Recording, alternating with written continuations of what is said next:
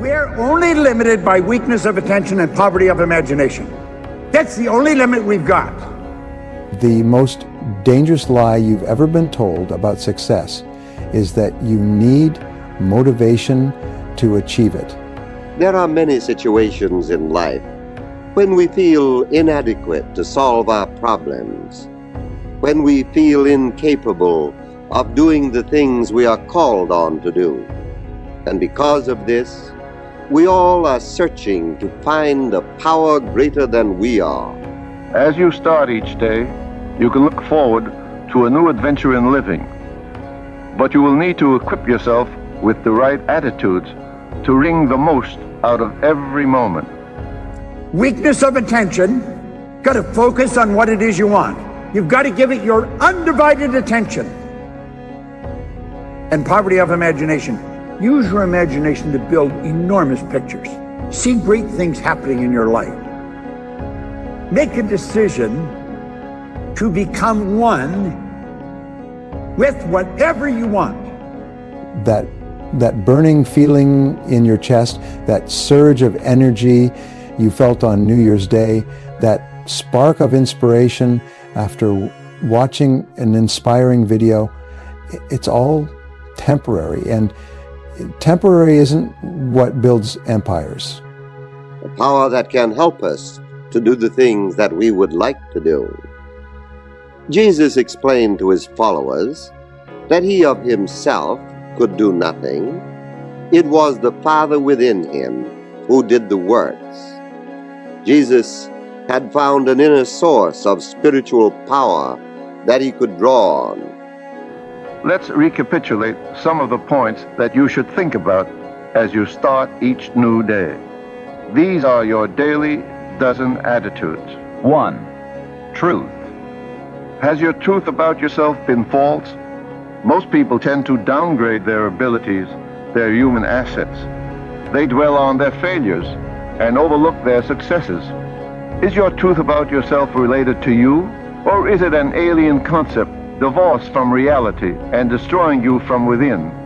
A lot of people are wandering around, they don't know what to do. Their life isn't going where they want it to go, they're not doing what they want to do, and they're stuck, and they don't know how to change it. You see, we've got the ability to create the kind of life we want, but it doesn't happen by accident. Yet, if you don't gain an awareness of who you are and what makes you tick, odds are pretty good you'll never be free. Most people live in a little cage of their own making, and they don't even know it. You and I are God's highest form of creation. There's nothing on the planet that will equal us.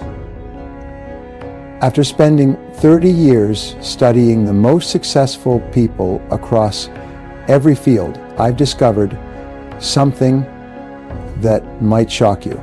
They don't rely on motivation, not one bit. The true champions, the real achievers, they've understood something far more powerful. Last week, I sat with Michael, a CEO who transformed his small garage startup into a $50 million company. Over a simple cup of coffee, he shared something profound. Everyone assumes I wake up excited every single day, he said, looking me straight in the eyes. The truth, some mornings I want to stay in bed just like everyone else. And we should be encouraged by the fact that Jesus told us the same power was in all men that was in him. So those of us who have studied the meaning of his words and have tried to understand this thing called life, have desired to discover within ourselves this spiritual essence, this Father within us, this power that can heal and make whole. Now sometimes the very simplest things in life will teach us the greatest lesson. Perhaps there is a good illustration in the common magnet, an illustration that will help to explain our oneness with God and help to reveal to us the unlimited power of a spiritual magnetism which we all possess. Learn to see the real truth. Learn to see yourself as you really are at your best moments. 2. Imagination. Here is a wonderful tool, but most people fail to cultivate it. Neglected fields will not produce prolific crops. A neglected imagination will not lead you into the green pastures of an abundant life. Learn to use mental picturing to plot your way to a better future. Keep on imagining yourself functioning within the framework of success until your success pictures blot out your failure pictures. Make your imagination a friend to be treasured instead of a storehouse of fears. Now, I often point out that we're the only creature on the planet that's totally disoriented in our environment. It's true. All the other little creatures are completely at home in their environment. They blend in. We don't. We've been given the mental faculties to create our own environment. It's just that most people don't do a very good job of it. School doesn't teach us how to do it. You go right through our educational system, come out and know virtually nothing about yourself. I want you to take your phone and look at it. And think of this. Let each of those lines on the screen represent a level of vibration. Everything the phone can do, you can do with your marvelous mind. We refer to these levels of vibration as frequencies. And there's an infinite number of frequencies. Now your cell phone has its own frequency. If I've got your number in my phone, I can hit send, bang, you get the message. Doesn't matter where you are. I could take a picture, hit send, and simultaneously with me hitting it, you'll have it. See, in truth, there isn't any time or space. That's an illusion. We're dealing here with energy, and we're dealing with frequencies. We're dealing with energy. Everybody's phone has its own frequency. But you know, so do people.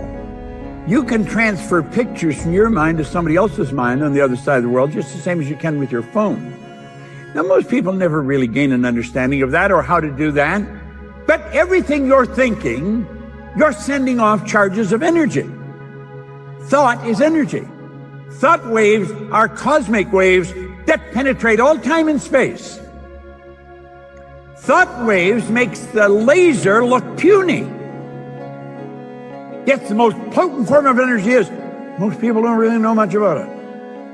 The difference is, I get up anyway. That's the $1 million secret, hiding in plain sight. The greatest achievers aren't the most motivated, they're the most disciplined. They're the ones who show up day after day, whether they feel like it or not. While others wait for motivation to strike, they're already at work, already in the gym, already building their dreams. Right now, millions of people are waiting for the perfect moment, waiting to feel ready, waiting for motivation to magically appear and transform their lives. But here's what they don't understand, and what you're about to discover. Motivation is like a fair weather friend. It shows up when things are easy and disappears exactly when you need it most. Discipline, on the other hand, that's your loyal companion, ready to carry you through any storm, any challenge, any obstacle. The real reason why some people achieve everything they set their minds to, while others remain stuck in an endless cycle of starting over. And it all begins with understanding why motivation isn't your friend. It's actually your enemy. And every time I step into a corporate office or startup incubator, I hear the same thing. I just need to get motivated. But that's exactly what's keeping you stuck. All of us have seen a magnet. Perhaps we have wondered at the invisible power that makes the needle turn toward the North Pole. To those who do not understand the power of magnetism, it is a mysterious thing that the compass needle should always turn toward the North Pole. But if we understand the way it works, not only does it remove the mystery, it provides us with a better understanding of the relationship between our thinking and the mind of God. It isn't by an accident that the compass needle turns to the North Pole, for there is an intimate relationship between the needle and the pole that draws it. This relationship is explained when we realize what it is that the magnet does to the needle. The magnet makes the needle like itself. The needle is composed of countless numbers of tiny particles called molecules, and these particles are in a constant state of motion. The reason that the needle is pulled toward the pole is because the magnetism of the North Pole moves all these tiny particles in the piece of steel in such a way that they move in the same direction, and in the same direction as the particles or the molecules in the North Pole. And when these tiny particles in the compass needle are moving in the same direction, when they are moving with the same motion as the particles in the North Pole, then there is an activity in each of them that is exactly alike. 3. Relaxation. Life is short. The individual who wastes it worrying throws away this precious gift that God gives him. Practice forgiveness, for forgiveness soothes the feelings and brings peace of mind. Forgive because no one is perfect. When you hold a grudge against someone for years, you may be blaming him for an inconsiderate act that you, in your own imperfection, might have committed. Accept others with their human faults and relax with yourself, fallible as you are. Relax with your failures and aim for achievement of worthwhile goals. Forgive yourself. See yourself at your best. Keep up with yourself. 4. That winning feeling. This feeling can move mountains for you if you feel you are a good fellow who deserves success and happiness. The spirit with which you tackle projects, your feeling about the self that performs in the world of reality, almost predetermines the results of your efforts. Once it is part of your basic personality, this self-belief will pull you through crises and will revive you if catastrophe befalls you. As long as you keep stoking the fires of this feeling, you are rich. You feed your automatic success mechanism and it produces results for you. 5. Good habits. Your habits, added up and consolidated, are you. If they are positively oriented, you are a person who gravitates toward success. If they are pernicious, you stalk failure. They don't think very much about it. Every great leader that has ever lived has been in complete and unanimous agreement that you and I become what we think about. They've disagreed on almost everything else but that one point. We truly do become what we think about. You know, most people think of what they don't want. They spend time thinking about what they don't. I get so sick of living this way. I'm so tired of never being able to afford it. I'm so sick of not taking a nice vacation. I'm so sick, and it's all they're talking about. And they're attracting it. They've magnetized themselves to what they don't want. Well, if we will think of the phone, get it straight in your mind. Your mind works like the phone. Do you know that everything we want is already here? You're going to find nothing's created or destroyed. Everything's already here, but we've got to get on the frequency that it's on. We've got to get on in tune with it. And when we do, it comes flying at us. Now, what The Secret didn't do, it didn't teach you much about the law of attraction. Talked a lot about it, but didn't teach much about it. Law of attraction is a secondary law. It's not a primary law at all. The law of vibration is the primary law. That law decrees everything vibrates, nothing rests. This whole building and everything in it, you and me and everything in it, is moving. It's energy and it moves. It's in a very high speed of vibration. This body we're living in moves. As we activate brain cells, everything in us starts to change. And we can activate those brain cells at will. And listen, most people don't listen. They talk and they hear, but they don't listen. You hear with your ears, you listen with your emotions. Now, everything you want is also on its own frequency. I don't know what you want. If I were to sit with you one-on-one, that's what I would be digging for. I would be asking questions, and I would be wanting to figure out, what do you want? And you know, most people don't know what they want. A remarkable entrepreneur I mentored 3 years ago, when she first walked into my office, she had a brilliant business idea, but was paralyzed by what she called her motivation problem. She'd wake up some days feeling unstoppable, ready to conquer the world. Those days, she'd make 50 calls, send hundreds of emails, network like her life depended on it. But then there were the other days, the ones where she felt nothing, no drive, no energy, no motivation. I just can't seem to stay motivated, she told me, frustration clear in her voice. That's when I shared with her what I'm about to share with you. The problem wasn't her motivation. The problem was relying on motivation in the first place. Every single person you admire, every titan of industry, every peak performer, they all face the exact same feelings of resistance you do. The difference, they've stopped waiting for motivation to show up. The science behind this is fascinating. Your brain is literally wired to resist change. It's a survival mechanism from our ancient past. When you rely on motivation, you're essentially hoping that a temporary emotional state will overcome millions of years of evolutionary programming. That's like trying to stop a freight train with a paper wall. But it gets worse.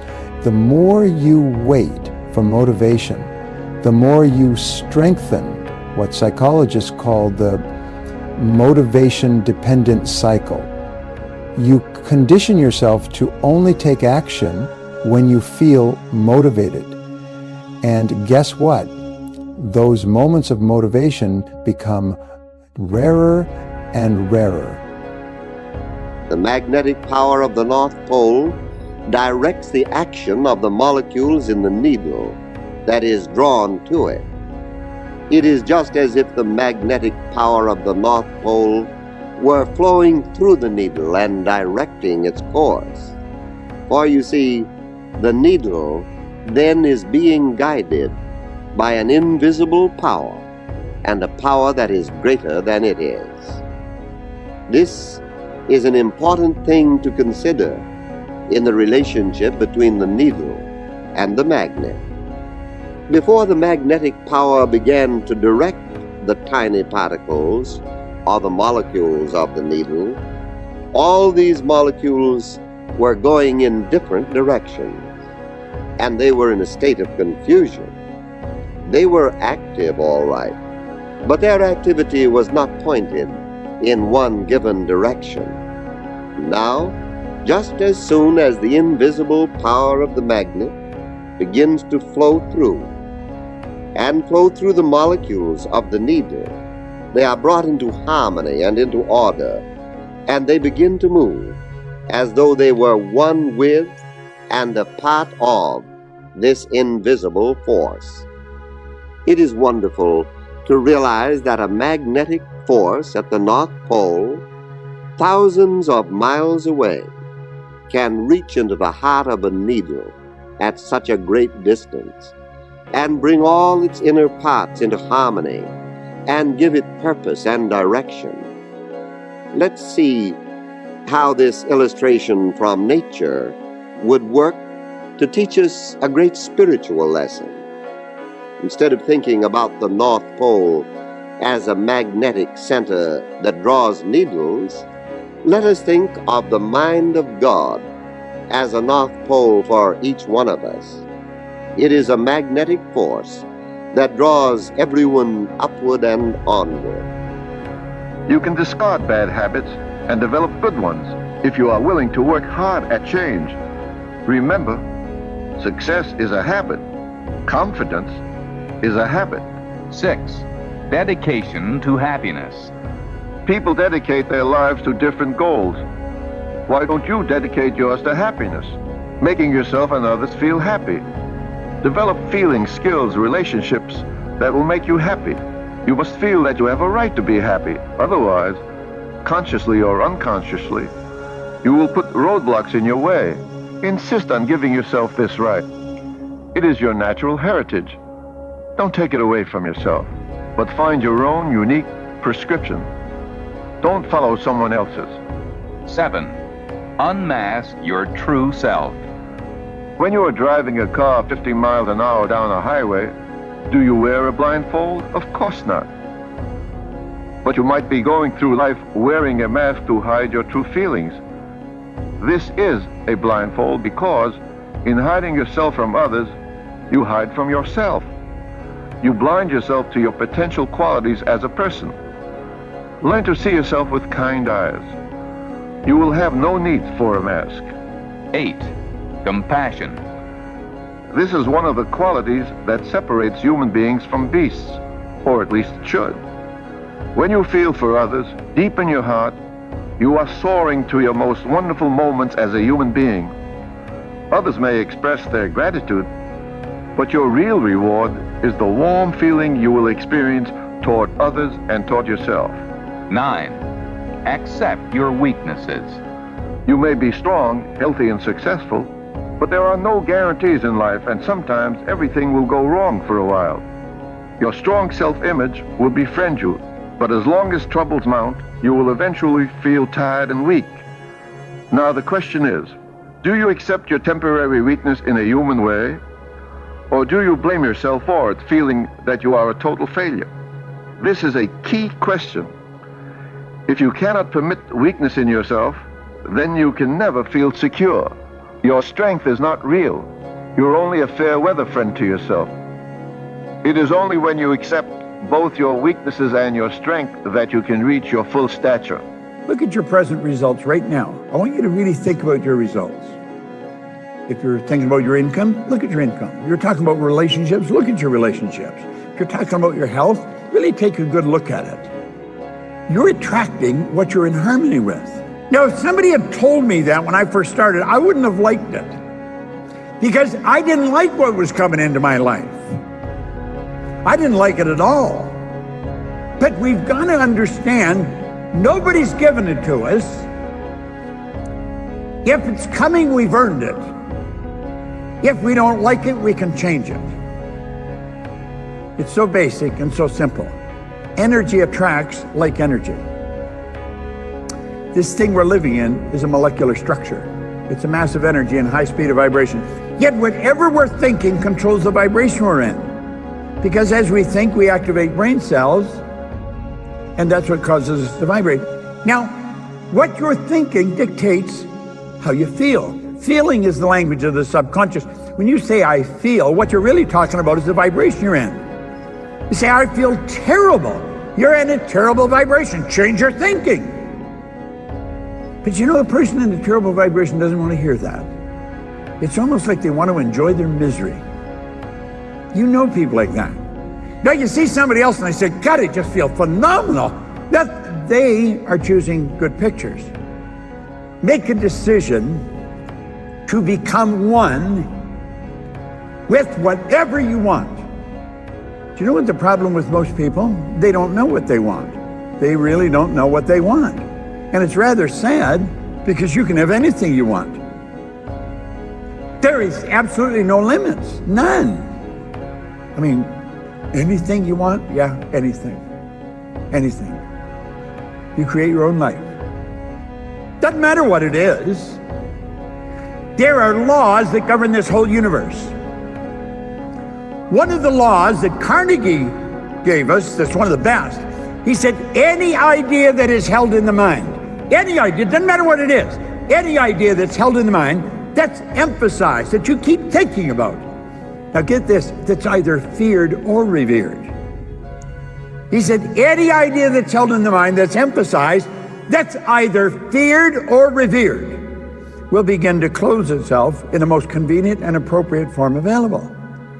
The last time you felt truly motivated, maybe it was after watching an inspiring video or reading a powerful book or attending a life-changing seminar.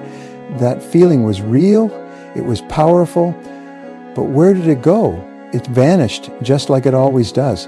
And there you were, back at square one, waiting for the next hit of motivational inspiration. This is why New Year's resolutions fail by February. It's why gym memberships spike in January and plummet by March. It's why countless brilliant business ideas never make it past the planning stage. Because motivation is a feeling, and feelings are temporary. She discovered this truth the hard way, but once she understood it, everything changed. She stopped waiting for motivation and started building systems. She created non-negotiable daily actions that happened whether she felt like it or not. The result, her business grew from 0 to 7 figures in 18 months, not because she found some secret source of endless motivation, but because she stopped needing it altogether. The real tragedy is that the personal development industry has sold us this motivation myth for decades. They've convinced us that if we just find the right morning routine, listen to the right audiobooks, or attend the right seminars, we'll finally find that endless source of motivation. But it's a wild goose chase. The truth is both simpler and harder. The most successful people in the world don't have more motivation than you do. They simply don't rely on it. They've built something far more powerful, a foundation of discipline that carries them through when motivation inevitably fails. And that brings us to the real question. How do you build that kind of unwavering discipline? How do you create a system of success that doesn't depend on fleeting feelings of motivation? The answer lies in understanding the true power of discipline itself. Just as we think of God as the universal magnet, let us think of ourselves as being the compass needles which can be guided by this divine intelligence when we permit it to magnetize us. Now let us remember that before the compass needle pointed to the North Pole, the molecules in it were in a state of confusion. Now isn't this pretty much like our own minds? Before they become magnetized by the mind of God, our thoughts are like the molecules. They are in a state of confusion because each one is trying to go on its own, so to speak, as though it were detached from the central power. Our fears are pushing us one way, our desires are pulling us another way, until hope itself becomes frustrated with despair, and we don't know which way to move. But if we would just walk apart for a moment, just for a moment of prayer, and say, as Jesus did, Father, thy will be done, not mine, then the same thing would happen to us in an instant. That happens to the needle when the magnetic power begins to make it right inside. And let's be comforted by this thought. The magnetic power of the North Pole did not judge the needle. It didn't ask it whether it had been good or bad, or whether or not it had made mistakes in the past, nor did it make it wait for a long period of trial or endurance. It simply made everything all right by its own presence, and it did this in an instant. Now the magnetism of God, just like this. It doesn't test us, find out whether or not we are worthy of its presence, nor does it ever withhold itself until we have proved ourselves worthy, nor does it ask us whether or not we have been good or bad. It stands eternally ready and more certain than the North Pole to put things right in our lives and in our minds. And how simple and how right all this seems. 10. Live through your mistakes. The man who makes no mistakes does not usually make anything. These are the words of Bishop W.C. McGee, and truer words I do not know. If you want happiness, you must overcome any perfectionist streak that decrees that you must never make mistakes. If Babe Ruth had condemned himself every time he struck out, he would have destroyed his confidence in his ability to hit home runs. Learn to laugh gently at yourself when you blunder. If striking out in the game of life doesn't bother you, then you can learn to hit home runs. 11. Be yourself. It is only when you are yourself that your life has real meaning. Stop basing your personality on the smiles and frowns of other people. Give yourself your own smile of approval. Strengthen your self-image, and the possible criticism of others will bounce off you. Ignore people who try to bully you. You must understand that they seek to do this out of their own weakness. You are truly successful only when you live your life the way you wish. 12. Never retire. Ancient civilizations devised means of measuring time. They're not new. And these statistical devices of years, months, days, weeks, hours, cannot tell us whether we are really old or young. If you fill your days with exciting activities, you remain young even if you are in your 80s. If everything bores you, you are old even if you are only 18. Never go into an artificial state of hibernation. That is unnecessary. It will only weaken your self-image. That's the perpetual law of transmutation. That's the law of the universe. Energy is always moving into form. Whatever you're thinking about, it's moving into form. It's like Van Gogh was asked how he did such beautiful work. He said, I dream my painting, and then I paint my dream. Write your goal on a card, tear the card loose in your pocket. Now what happens when I put my hand in my pocket and I touch the card, the sensory factor touch is affected. It sends a light message, rifle firing through my central nervous system, strikes those cells in my brain, they're activated, and the picture of my goal flashes on my mind. So you see, it's all electronic. You're much like your phone or like your computer. You're in charge, and you can dictate what pictures you want coming on your mind, and that picture must move into form. That's an absolute law. We are only limited by weakness of attention and poverty of imagination. That's the only limit we've got. Weakness of attention, got to focus on what it is you want. You've got to give it your undivided attention. And poverty of imagination, use your imagination to build enormous pictures. See great things happening in your life. What pictures are you holding on the screen of your mind? The only limit is weakness of attention and poverty of imagination. Now, attention is drawn through your higher faculty, the will. The will gives you the ability to focus on one idea to the exclusion of all outside distractions, okay? Now, there's two things that you have to know if you really want to live your dream. You have to know where you are, you have to know where you're going, and you got to move in that direction. True discipline isn't what most people think it is. It's not about punishment.